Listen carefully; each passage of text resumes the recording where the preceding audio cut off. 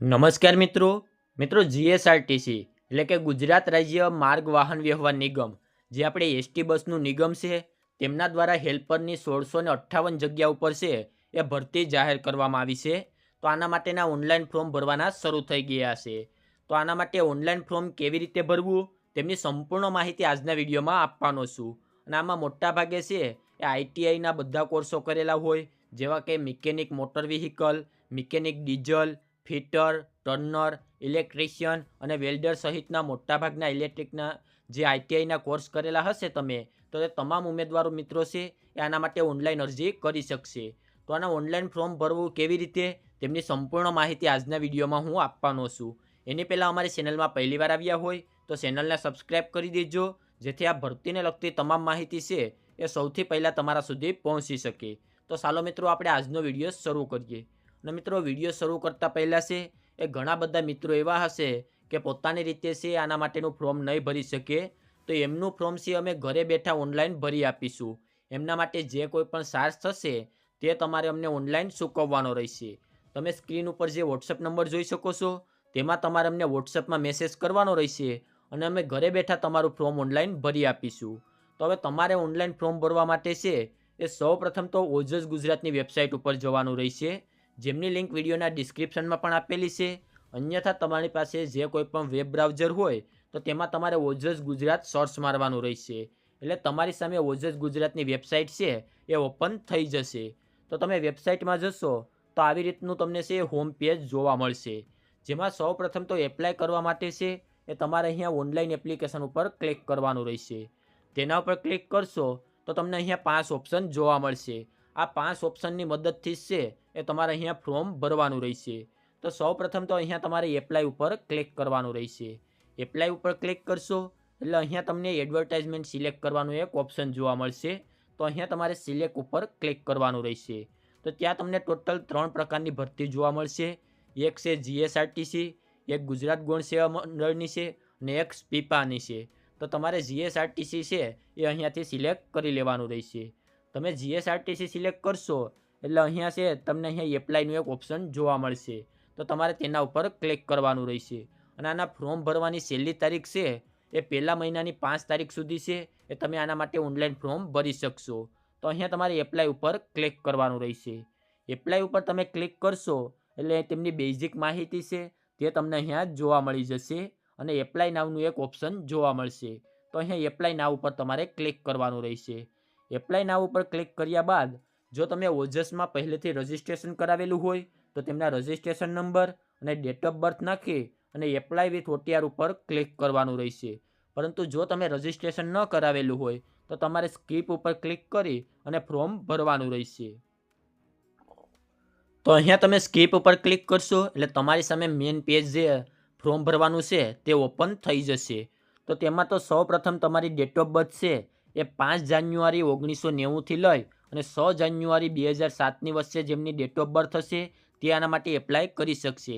સાથે જેને એજ ડિફરન્સ મળતો હોય, ઓબીસી કે એસસી એસટીમાં આવતા હોય તો તમારે જે મુજબ એજ છે એ વધારાની તમને અહીંયા મળી શકે છે. ત્યારબાદ તમારે અહીંયા નીચેની તરફ આવવાનું છે. તેમાં સૌપ્રથમ તો ઉમેદવારની માહિતી નાખવાની છે, જેમાં ટાઇટલમાં તમારે મિસ્ટર મિસિસ જે લાગુ પડતું હોય તે સિલેક્ટ કરી લેવાનું છે. ત્યારબાદ તમારી સરનેમ, ફર્સ્ટ નેમ, ફાધર અથવા હસબન્ડનું નામ અને મધરનું નામ તે તમારે અહીંયા નાખવાનું રહેશે. ત્યારબાદ તમારે તમારી જેન્ડર મેલ કે ફિમેલ તે સિલેક્ટ કરી લેવાનું રહેશે અને રીસિલેક્ટ જેન્ડર તમારે અહીંયા કરી લેવાનું છે. ત્યારબાદ તમારે ડેટ ઓફ બર્થ નાખવાની છે. તો ડેટ ઓફ બર્થ છે એ તમારે ધોરણ 10ના રિઝલ્ટ મુજબ અથવા તમારા લિવિંગ સર્ટિફિકેટમાં હોય તે મુજબ તમારે ડેટ ઓફ બર્થ અહીંયા એન્ટર કરવાની રહેશે. ત્યારબાદ મેરિટલ સ્ટેટસ, તમે મેરિડ છો, અનમેરિડ છો કે સેપરેટેડ છો તે તમારે અહીંયા સિલેક્ટ કરવાનું રહેશે. ત્યારબાદ તમારે અહીંયા કેટેગરી સિલેક્ટ કરવાની છે. તેમાં તમે જનરલમાં આવો છો, જનરલ ઈડબ્લ્યુએસમાં આવો છો, એસસી એસટી કે એસસીબીસી જે કોઈ પણ કેટેગરીમાં આવતા હોય તે કેટેગરી તમારે અહીંયાથી સિલેક્ટ કરી લેવાની રહેશે.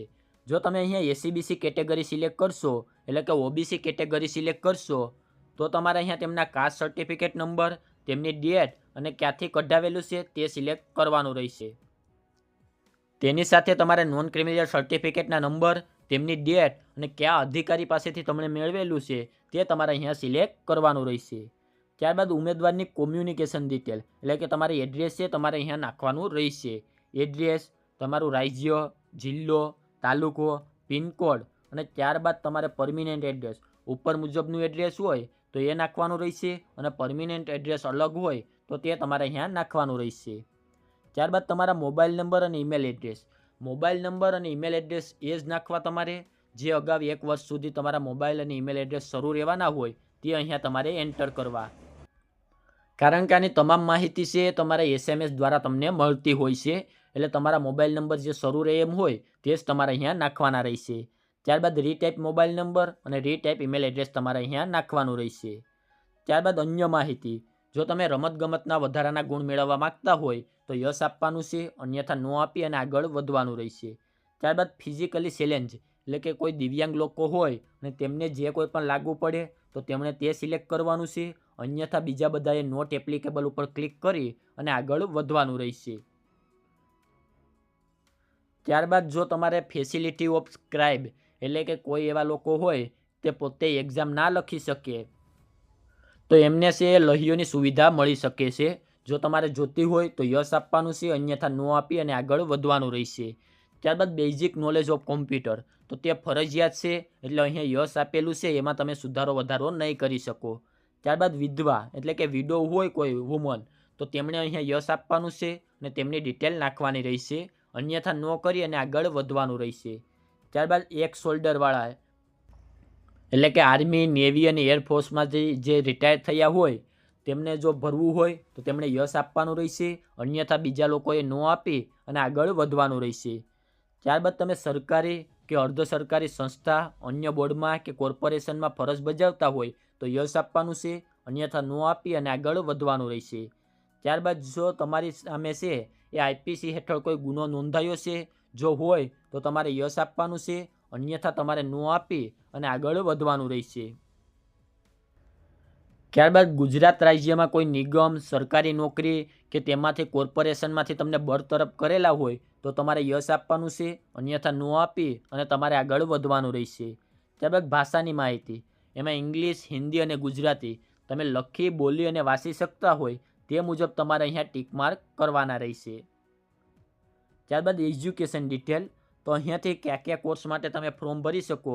જો ITI માટે ઓટોમોબાઈલ, ITI માટે automobile paint repair, carpenter, electrician, fitter, general mechanic, machinist, mechanic diesel, mechanic motor vehicle, ITI painter general, ITI sheet metal worker, ITI turner, ITI welder, ITI welder cum fabricator.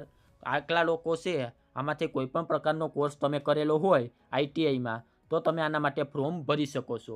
તો તે તમારે અહીંયાથી select કરી લેવાનું છે. ત્યારબાદ તેમના પર્સન્ટેજ નાખવાના છે. તમારા જે ટોટલ ગુણ હોય છે તેમાંથી તમારે અહીંયા પર્સન્ટેજ નાખવાના રહેશે. ત્યારબાદ તમારે ક્લાસ, કયા ઇન્સ્ટિટ્યૂટ કે યુનિવર્સિટીમાંથી તમે એક્ઝામ પાસ કરી તે, state, passing year, number of trial અને લાસ્ટ સીટ નંબર તમારે અહીંયા નાખવાના રહેશે. આ તમારી બેઝિક એજ્યુકેશન છે જે આના ફોર્મ ભરવા માટે છે. ત્યારબાદ મોર એજ્યુકેશન એટલે કે તમે અગ્રતા ક્રમ માટે છે એ કોઈ એજ્યુકેશન હોય તમારે તો તે નાખવાની છે. એમાં સરકારી, અર્ધ સરકારી કે કોઈ પબ્લિક અંડરટેકિંગ હોય એવી કોઈ પણ લિમિટેડ કે પ્રાઇવેટ કંપનીમાં લઘુત્તમ શૈક્ષણિક લાયકાતમાં દર્શાવેલ ટ્રેડમાં એપ્રેન્ટિસ તમે પૂર્ણ કરેલું હોય અને તે માટેનું તમારી પાસે છે NCVT અથવા GCVTનું સર્ટિફિકેટ હોય તો તેમનું પ્રમાણપત્ર અને માર્કશીટ છે તમારે અહીંયા નાખવાની રહેશે. તમે તે અહીંયા નાખશો તો તેના માટે છે તમને અગ્રતા ક્રમ આપવામાં આવશે. તો તેમાં તમારે પર્સન્ટેજ, ક્લાસ, યુનિવર્સિટી, સ્ટેટ અને પાસિંગ યર છે એ જો આપેલું હોય તે મુજબ તમારે અહીંયા નાખવાનું રહેશે. ત્યારબાદ બાહેંધરીમાં યસ આપી અને સેવ બટન ઉપર તમારે ક્લિક કરવાનું રહેશે. તો અહીંયા તમે સેવ બટન ઉપર ક્લિક કરશો એટલે તમારી સામે એક એપ્લિકેશન નંબર આવી જશે. તે એપ્લિકેશન નંબરનો તમારે સ્ક્રીનશોટ લઈ લેવાનો છે અને તેમને કોપી પણ કરી લેવાના રહેશે. તો ત્યારબાદ ફરીથી તમારે અહીંયા ઓનલાઈન એપ્લિકેશન ઉપર જવાનું છે અને જો તેમાં કોઈ સુધારો કરવો હોય તો એડિટ બટન ઉપર ક્લિક કરવાનું છે, અન્યથા તમારે અપલોડ ફોટો અને સિગ્નેચર ઉપર ક્લિક કરવાનું રહેશે. તેના ઉપર ક્લિક કરશો એટલે તમને જે અગાઉ એપ્લિકેશન નંબર મળ્યા હતા તે તમારે અહીંયા એન્ટર કરવાના છે. ત્યારબાદ તમારી ડેટ ઓફ બર્થ અને જે કેપ્ચર કોડ આપેલો છે તે નાખી અને ઓકે બટન ઉપર ક્લિક કરવાનું રહેશે. તો તમે અહીંયા ઓકે ઉપર ક્લિક કરશો એટલે તમારી સામે ફોટો અને સિગ્નેચર અપલોડ કરવાનું પેજ આવી જશે. જેમાં શૂઝ ફાઇલ ઉપર છે એ તમારે 15 કેબીનો ફોટો સિલેક્ટ કરી અને અપલોડ ઉપર ક્લિક કરવાનું છે એટલે તમારો ફોટો છે અહીંયા અપલોડ થઈ જશે. અને એવી જ રીતે તમારે સિગ્નેચરમાં પણ છે એ શૂઝ ફાઇલ ઉપર ક્લિક કરી 15 કેબી સુધીની છે એ તમારી સાઇન અપલોડ કરવાની રહેશે. તો આવી રીતે તમારે ફોટો અને સિગ્નેચર અપલોડ કરી દેવાનું રહેશે. તો ફોટો અને સિગ્નેચર અપલોડ કર્યા બાદ તમારે ફરીથી છે એ ઓનલાઈન એપ્લિકેશનવાળા પેજ ઉપર જવાનું છે અને કન્ફર્મ ઉપર ક્લિક કરવાનું છે. કન્ફર્મ ઉપર ક્લિક કર્યા બાદ તમારે અહીંયા તમારા જે એપ્લિકેશન નંબર મળ્યા હતા તે, ડેટ ઓફ બર્થ અને જે કેપ્ચર કોડ આપેલો છે તે નાખી અને ઓકે બટન ઉપર ક્લિક કરવાનું રહેશે. તો અહીંયા તમે ઓકે ઉપર ક્લિક કરશો એટલે તમે કઈ પોસ્ટ માટે એપ્લાય કર્યું છે, તમારું નામ, તમારી બધી ડિટેલ છે તે અહીંયા આવી જશે.